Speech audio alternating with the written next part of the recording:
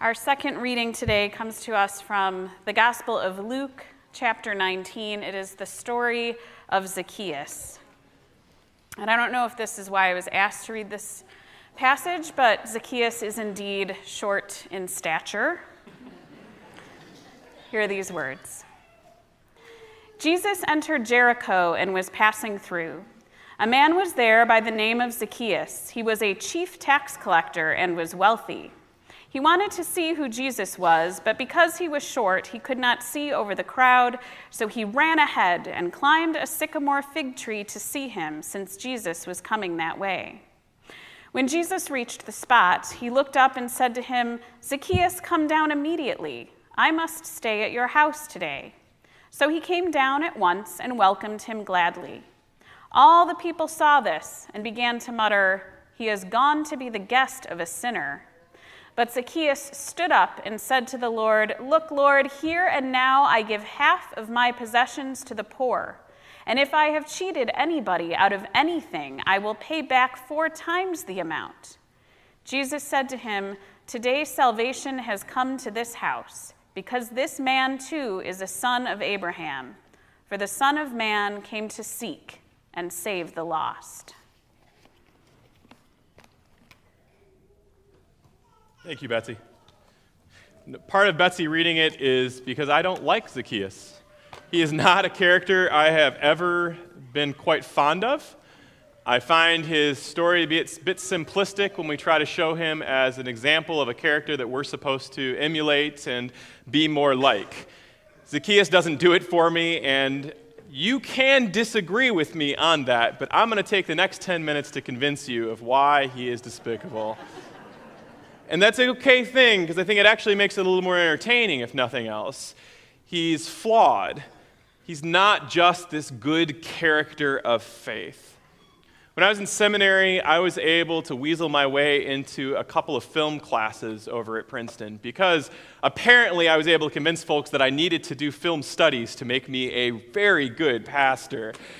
And that was at the time when we were starting to see this renaissance and rebirth of TV. I think we're at the tail end of that, but we have been blessed with cringeworthy comedy that is wholly unique and TV dramas that are full of the anti-hero. Now, most of these shows that I absolutely have loved over the last decade, The Sopranos, Dexter, Mad Men, Breaking Bad, just to name a few on that short list, are shows I do not want my children to watch, but I can't rip my eyes away from. And all of them contain these characters who are fascinatingly wicked, main characters who are so completely different from the obvious good guys and bad guys of the decades before. None of them rides in on a white horse with a white hat. In fact, they are despicable, but you still root them on when they're doing things that are awful. And I don't know why we like that so much, but most of us are drawn at least to those types of stories, and we can't help but watch them. When we see Walter White, Don Draper, and Tony Soprano, we squirm because we don't want to identify with them. We see their highly flawed actions, words, and philosophies, and yet we see them as authentic, and we can sometimes see ourselves in their sinful actions. I like those types of stories better, and I like the more complicated characters in Scripture as well. I don't want an example of faith that is so holy and pious that I have nothing in common with him or with her. I like seeing the ones that are a bit questionable. I admire the disciples and apostles of Jesus who at the times are both brilliant and ignorant, who are faithful and doubting, who are steadfast one minute and then utterly wavering in the next. Because I find that to be more of an engaging read. And I also like to watch and identify individuals that I can see a bit of myself within. Which brings us to the passage that Betsy read today about Zacchaeus. And I want to challenge you to reconsider the Zacchaeus character not as a hero, but as an anti-hero.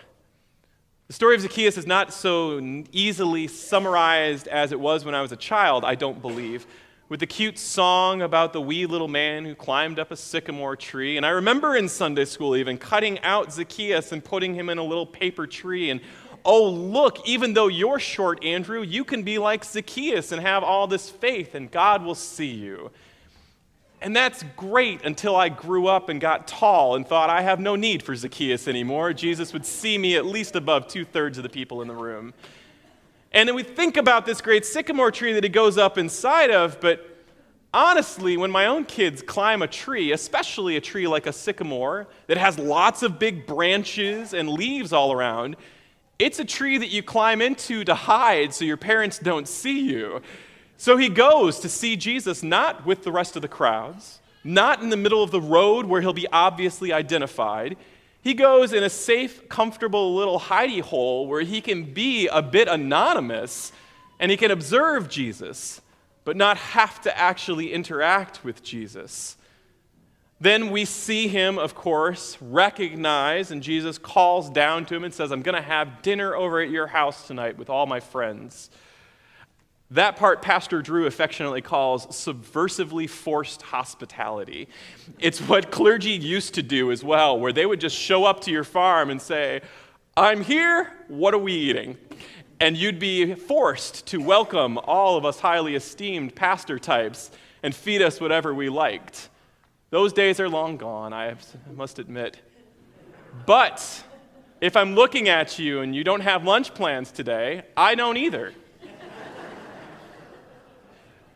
Jesus does that and says, I'm bringing my friends over too. Now, Zacchaeus readily welcomes them and does let them into his house, and we're told he's rich, so he could probably afford doing it. And then we get that linchpin verse there in verse 8, kind of the middle where I was taught. Zacchaeus is repenting and changing and becoming this better character, and look at this man of faith now that we should follow. And I don't buy it. Reading the passage today, I'm not really sure he is as penitent as I was previously led to believe.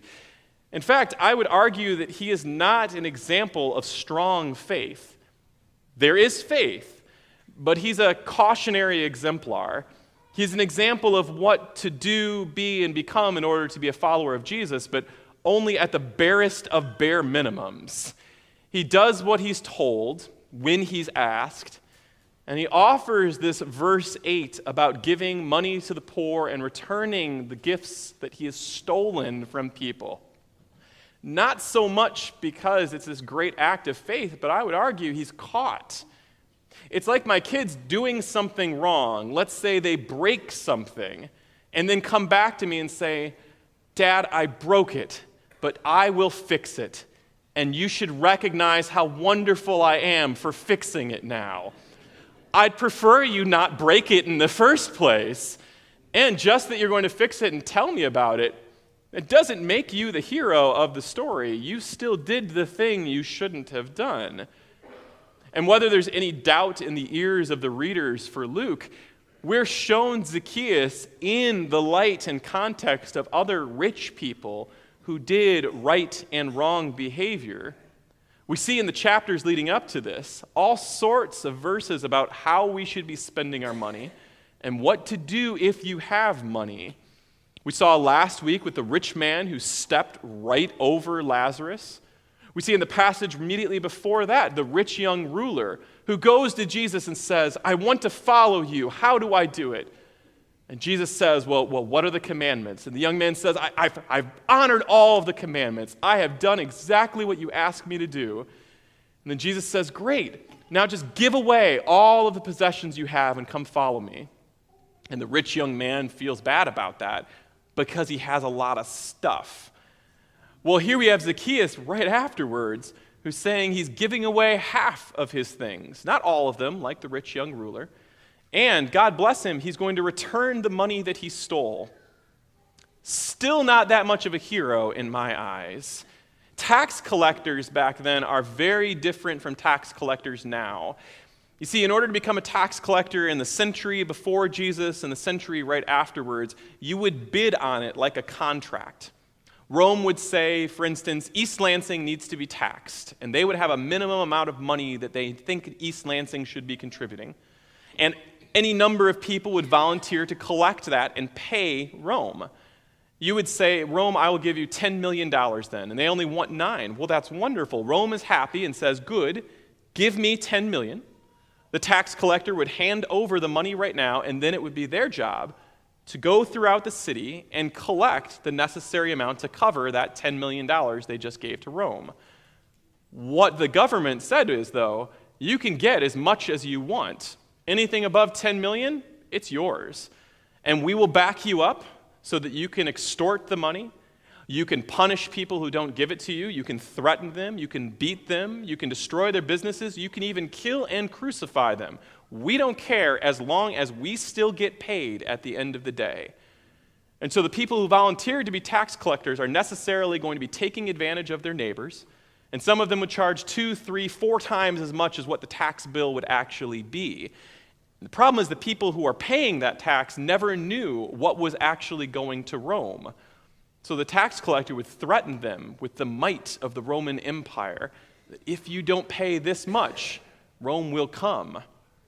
And so the tax collectors would grow rich, and the poor people would grow that much more poor as they watched the tax collector's house get bigger, more servants added, the meals that much more lavish.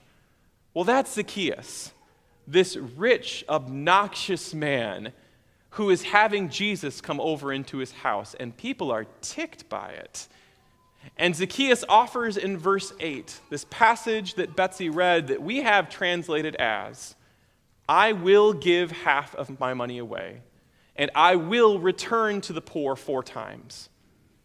For the last nearly 2,000 years, that verse has been translated one of 2 ways, because the verb could either be present tense or it could be this prophetic future that we have in our Bible that says, I will do this. In reality, you can just as easily translate it as, I am already doing this. So it's not a moment of repentance, I don't believe, for Zacchaeus. It's him standing up saying to Jesus, I already am in the habit of giving to the poor. And I'm already in the habit of returning to people that I have taken from. That is not an act of contrition. That is not an act of restoration, even. That is a moment of arrogance and turning to Jesus and saying, yeah, I've heard what you've said before. I already do this. I follow the law. And that should be good enough. And I think that's the catch of the whole thing. He's right. He is following the law. And the rich man who stepped over Lazarus last week, he wasn't breaking any law either. He wasn't required to stop and do something specific for Lazarus, who was poor and dying at his doorstep, but he was punished afterwards for not doing more than what the law required. Zacchaeus saying that I'm in the habit of already giving to the poor is like any of us saying, yeah, I know that there's another cause for me to give to, but understand, I do already give to this one. And yes, I know that there are people who are living on the streets, but I do already give to this organization, and I do support the church. Remember, Pastor, I've been giving faithfully there, as though that's the checkbox that you can just put, and that sort of eases it all in now, so we've gone and done enough. Not sinning should not be our goal. Doing the bare minimum shouldn't be what we're striving to do as Christians. And that's the heart of Luke's gospel. Luke is constantly saying it's not just about doing this thing, it's doing that much more. It's not just about being forgiven, it's about being forgiven and then loving. It's not just about not taking from people, it's about giving to people. We cannot tell ourselves that we have done enough, for unless we are loving so abundantly and forgiving with such reckless abandon, there will always be room for more, and we should strive for that more. It has to be more, because we can do more. It's not enough to hear someone say, I am not a racist. We must be sisters and brothers to all people of all colors and not just stop at saying, I'm not racist. It's not enough for us to say, I'm not xenophobic. We must go beyond and welcome and embrace people from all nations, whether they live in our neighborhood or live thousands of miles away. It is never enough to say, well, I'm not homophobic. We must love all people as children of God, nothing more and nothing less, with no qualifications about it. And it's not enough for us to say, I'm open to people from other countries, other places, other religions, and other faiths. We must pray with and for our neighbors, just as Jesus did with his whole heart, his whole mind, his whole body, and his whole soul. Following Jesus can't be about just not sinning and what you aren't. It has to be more about what we're actually doing. I'm so excited about this walk today, but to be fair, it's just a publicity stunt. It's easy to take pictures of it and say, look, we have unity between Christians, Jews, and Muslims, and they're able to walk down the street together for 1 mile. That's nice, but what are we going to do tomorrow? Because this isn't enough. And what are we going to do next week when no one's taking pictures of us and watching? And what are we actually going to do for our neighbors? Let Zacchaeus be a cautionary tale of us to do more than just what's expected. Because I hate to say it, the expectations of God are not the same expectations of the church, your neighbors, your family, your friends. It has to go beyond that. Let us look to what we can do in the future that is more than just saying what we have done already now in the present. And let us be defined by a gracious love, a message of salvation and forgiveness through Jesus Christ's life, death, and resurrection that is far more than just saying, yes, I'm a Christian. We can do better.